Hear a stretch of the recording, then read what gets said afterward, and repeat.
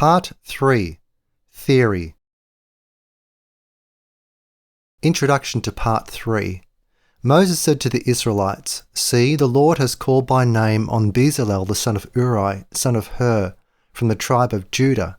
He has filled Bezalel with his spirit, to give him wisdom, understanding, and knowledge, for all kinds of craftsmanship, to make artistic designs and to work in gold, silver, and bronze, also to cut and set stones and to carve wood, to do all kinds of design and craftsmanship.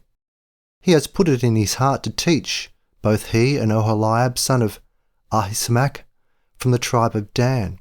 He has filled them with skill to do all kinds of work, to work as craftsmen, as engravers, as embroiderers in blue, purple, and scarlet wool, and fine linen, and as weavers.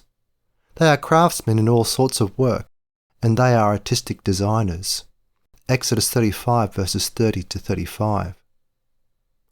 God empowered Bezalel to be a master craftsman. He also empowered him to be a teacher. He then empowered his student, Oholiab. That was merely the beginning.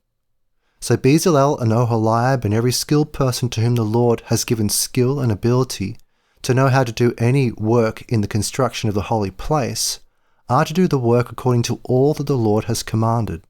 Exodus 36 verse 1. There is a lesson here. There is always a need for skilled craftsmen. If you want to produce something great, it is not sufficient to hire workers who understand only the basics. The Israelites understood the basics. They had served as builders in Egypt. That was not sufficient. It is also not sufficient to have a detailed blueprint.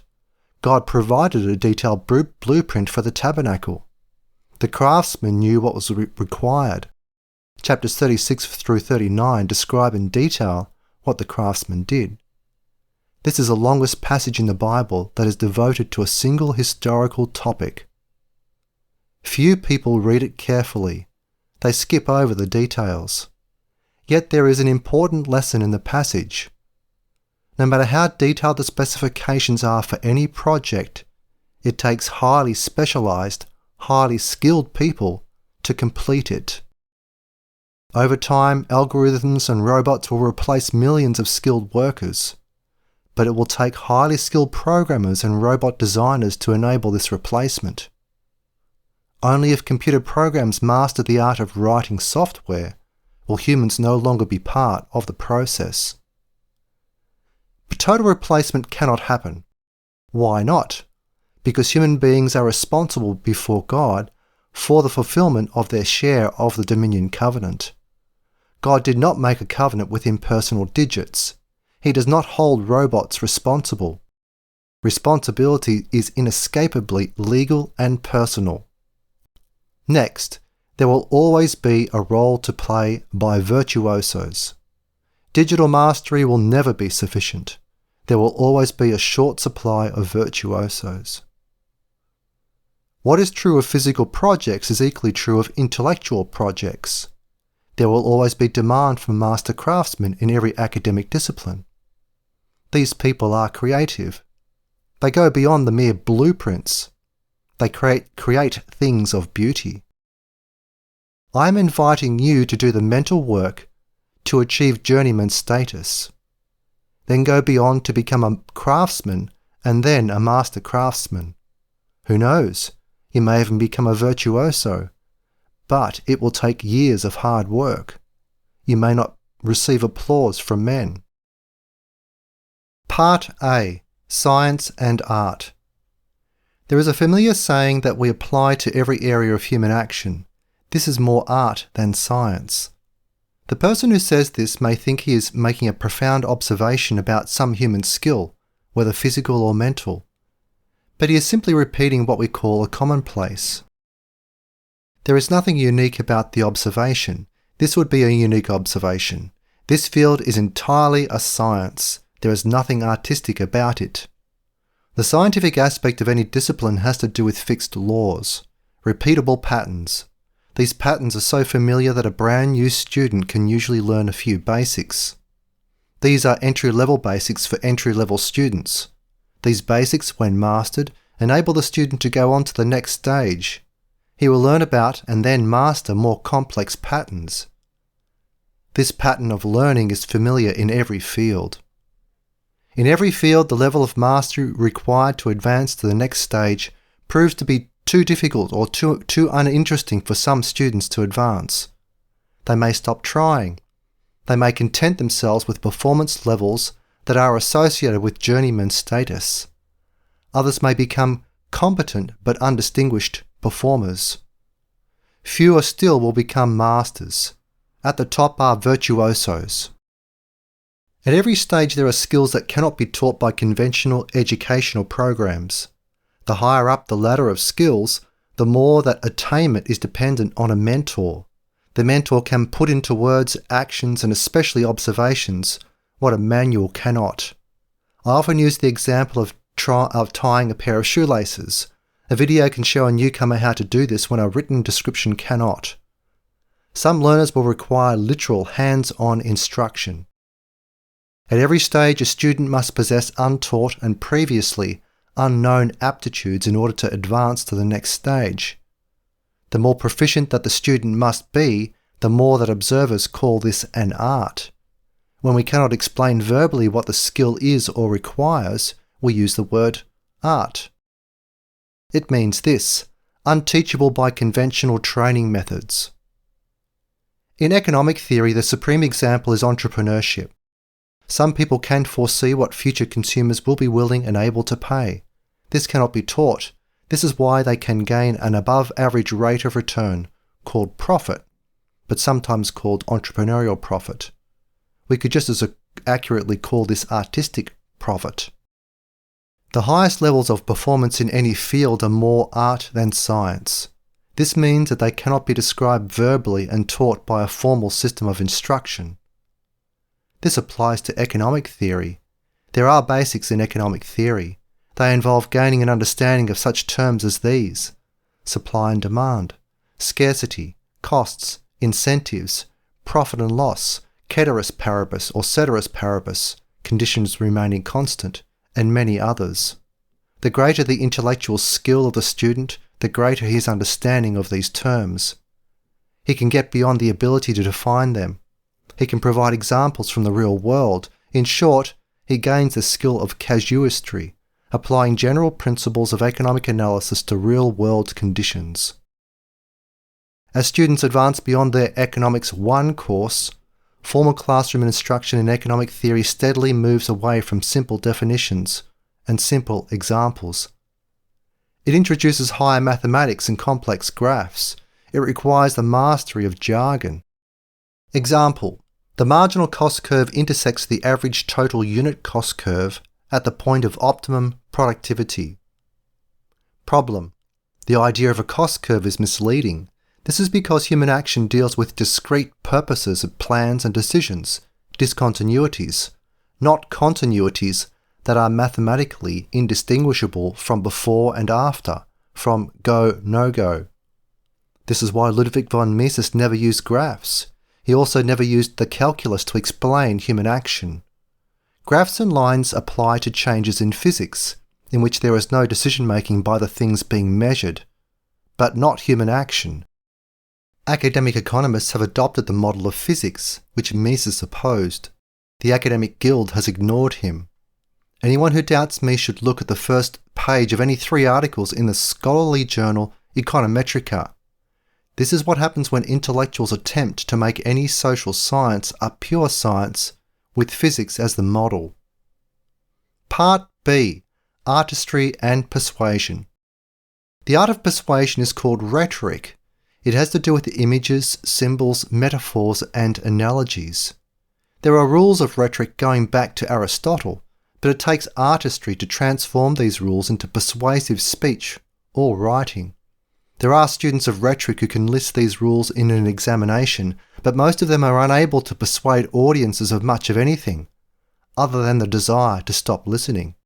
I've never taken a course in rhetoric or read a book on it, yet I have had the ability to change the minds of large audiences ever since I was 16 years old. No one taught me how to do this. In the area of public speaking, I am an artist, not a scientist. This has in no way hampered me. I am at the tail end of a dual career as an economic theorist and a professional writer. I have read many books on economic theory. I have written dozens of books on the topic and thousands of articles. I understand the logic of economic theory.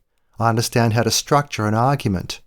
Trust me when I say that economists follow no pattern in presenting the heralded science of economics.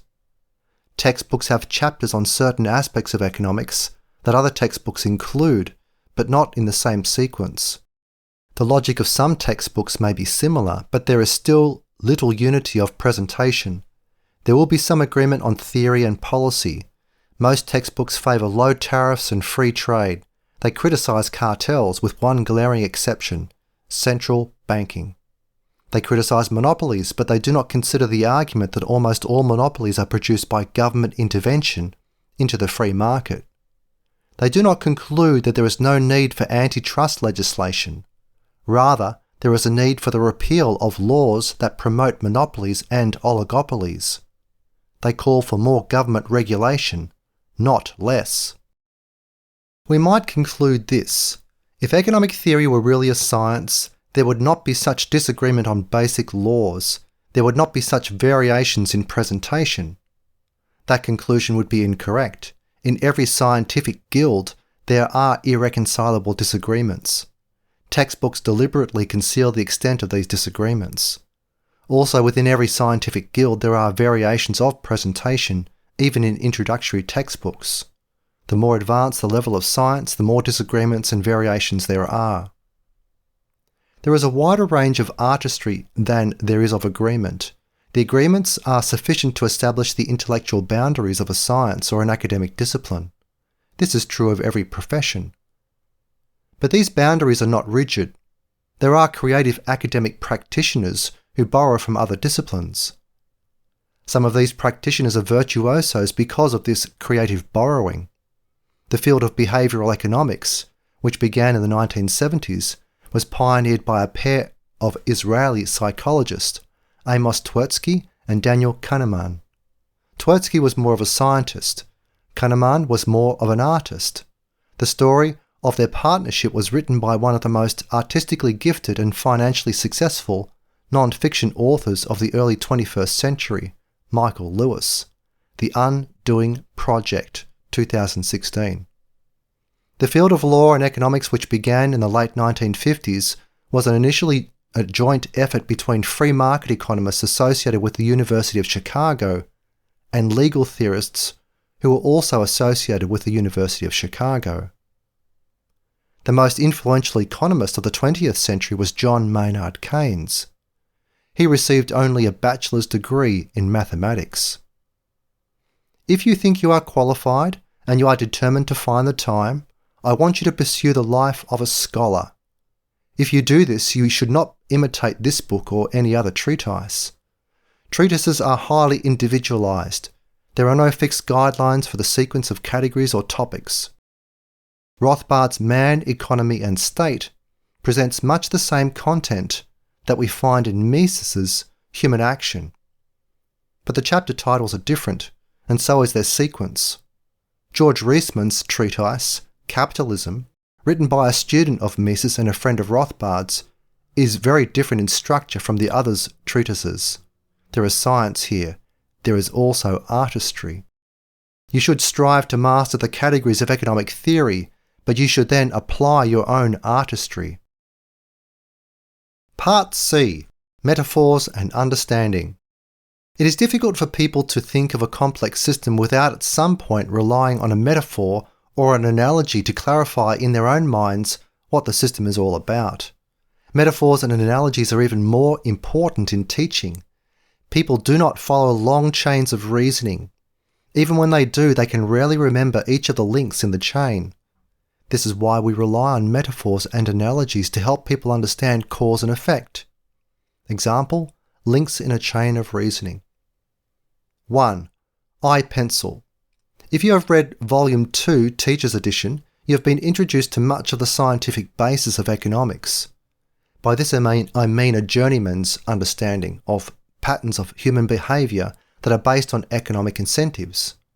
But you have been introduced to more than a journeyman's understanding.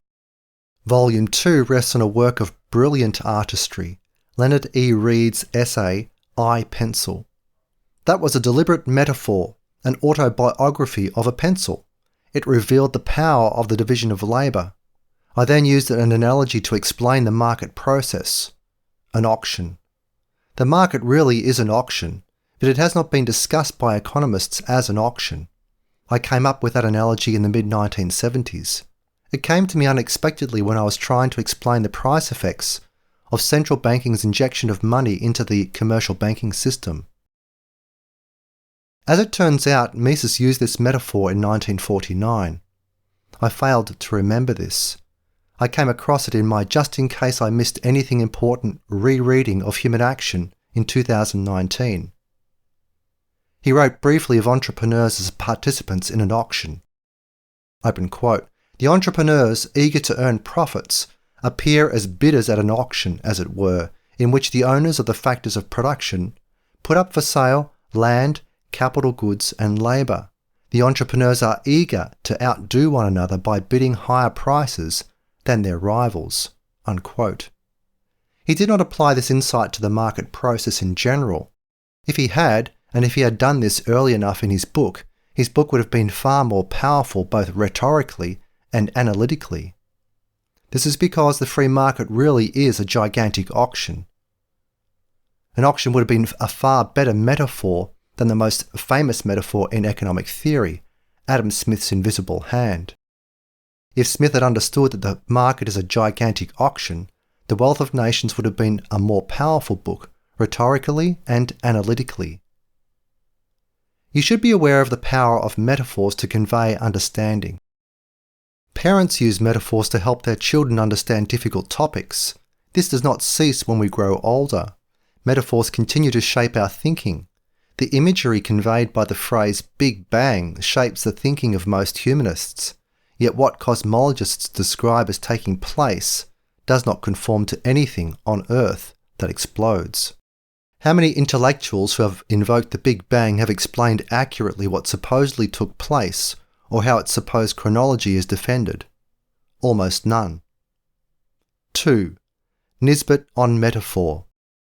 Half a century ago, a book by my mentor Robert Nisbet was published, Social Change and History, 1969. It dealt with a series of intellectually powerful metaphors. He began the introduction with this section, History and Metaphor. Open quote, "No one has ever seen a civilization die, and it is unimaginable short of cosmic disaster or thermonuclear holocaust that anyone ever will. Nor has anyone seen a civilization or culture or institution in a literal process of decay and degeneration, though there is a rich profusion of these words and their synonyms in Western thought from Hesiod to Spengler.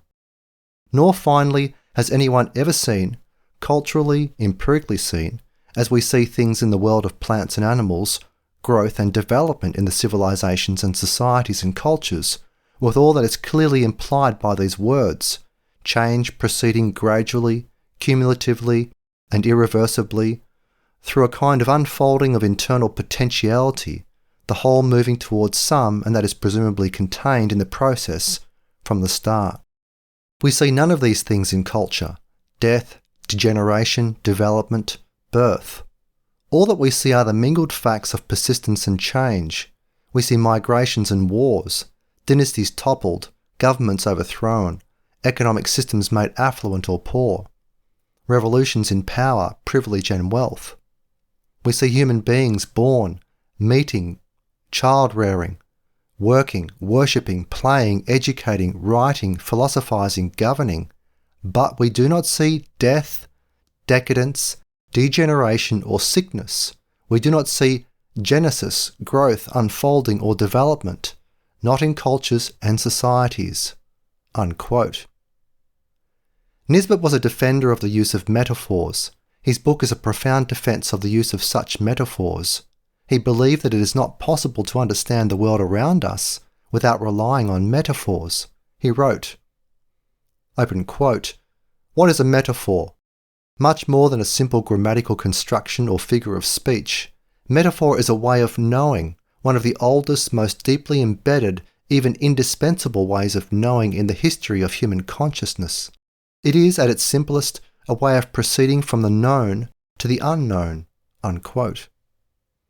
My position is this: scholars should avoid reliance on metaphors as substitutes for careful analysis. Causation is not based on metaphors. It would have been far better for the history of free market economic theory if Adam Smith had never invoked the invisible hand. It would have been far better if he had invoked the providence of the Trinitarian God. But that is not a metaphor. 3. Humanism's twin metaphors.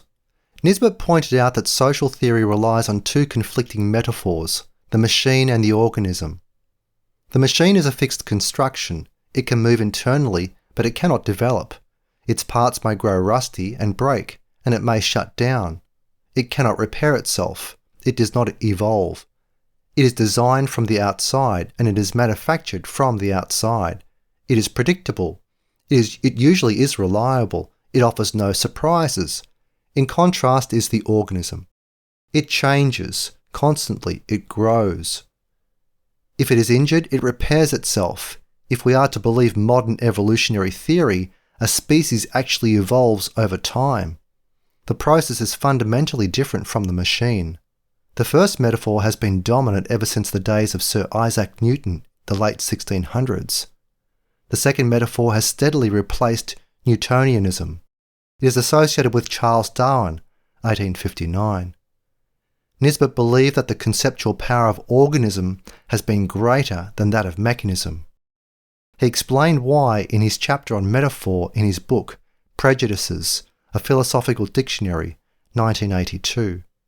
Nevertheless, in economic theory, mechanism is by far the more dominant metaphor. Both of these metaphors offer no hope to man. The machine eventually wears out and stops working. This is an aspect of the second law of thermodynamics, also known as entropy. There is no way that a self-contained machine can continue to operate indefinitely. This is also true of the cosmos in general. There will eventually be the heat death of the universe. All life will end. All progress will end. All meaning will end. I discussed this in Appendix B. Then there is the metaphor of the organism. All organisms eventually die. The only hope for those who believe in the organism is this: there can be species evolution. Species evolution implies that mankind may someday be replaced by something that has evolved out of mankind, or conceivably has evolved from another line of life, possibly extraterrestrial. Man will evolve. Man's standards will evolve. By the time of the heat death of the universe, mankind will not exist. Mankind may not exist any longer within 1,000,000 years or so. Some frightened analysts argue that digital evolution may replace mankind within a century. Everything that mankind has built will either fall to rubble, mechanically speaking, or return to dust, organically speaking. I do not accept either of these metaphors as valid in economic analysis. The Bible does give a little credence to the organic metaphor. Paul writes of the church as being made up of members, Romans 12 verse 4, 1 Corinthians 12 verses 12 to 27. This is why we call those who belong to churches members. The Bible speaks of the church as Christ's bride, but there is no hint of evolution. There is an absolute denial that the church will ever die. It extends into eternity, according to Revelation 21 and 22.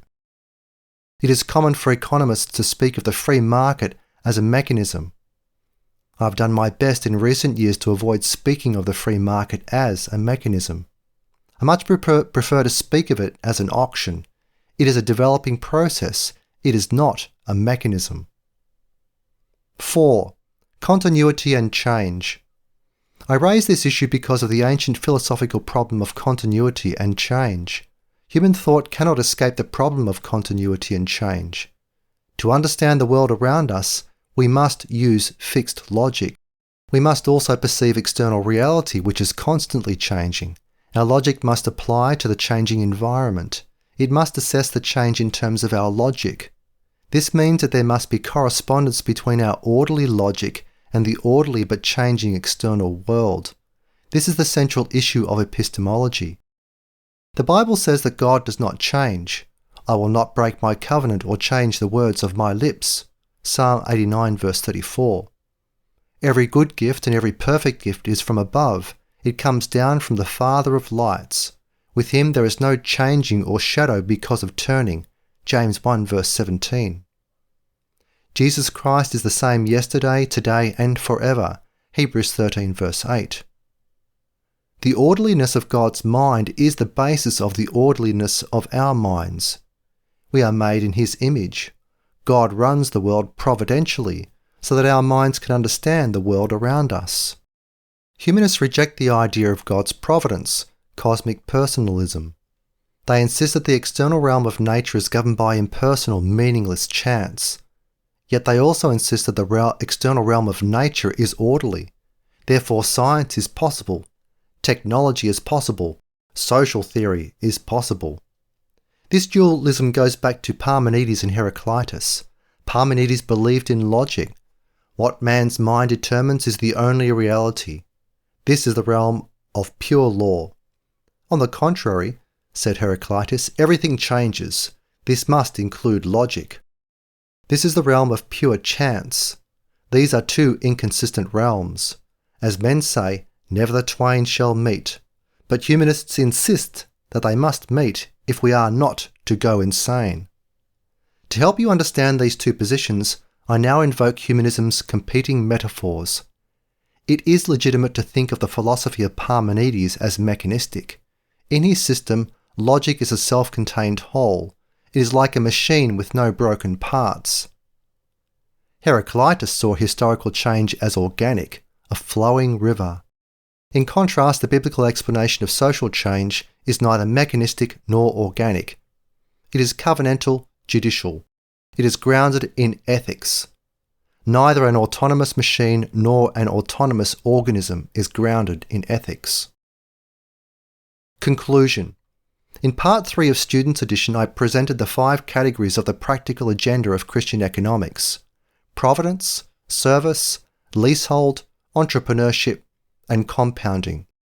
This agenda has to do with redemption, covenant keepers' repurchase of the world on behalf of God. This is the issue of stewardship.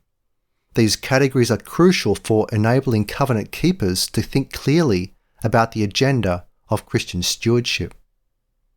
The agenda raises a question: what are the 5 parallel categories of Christian economic theory that undergird this agenda? In Part 2 of this volume, I presented what I regard as the 5 most general conceptual categories of Christian economics: purpose, allocation, boundaries, imputation, and inheritance. These categories structure analytically the many insights of economic theory.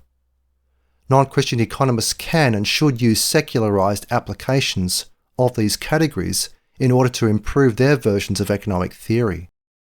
Their reconstructions will still be covenantally incorrect, but more coherent than the approaches they use today. Part 3 presents my self-consciously Christian reconstruction of the more familiar categories of humanistic economic theory. They are found in treatises and textbooks by humanistic economists, but have always been structured in terms of the presuppositions of human autonomy and mankind's agenda.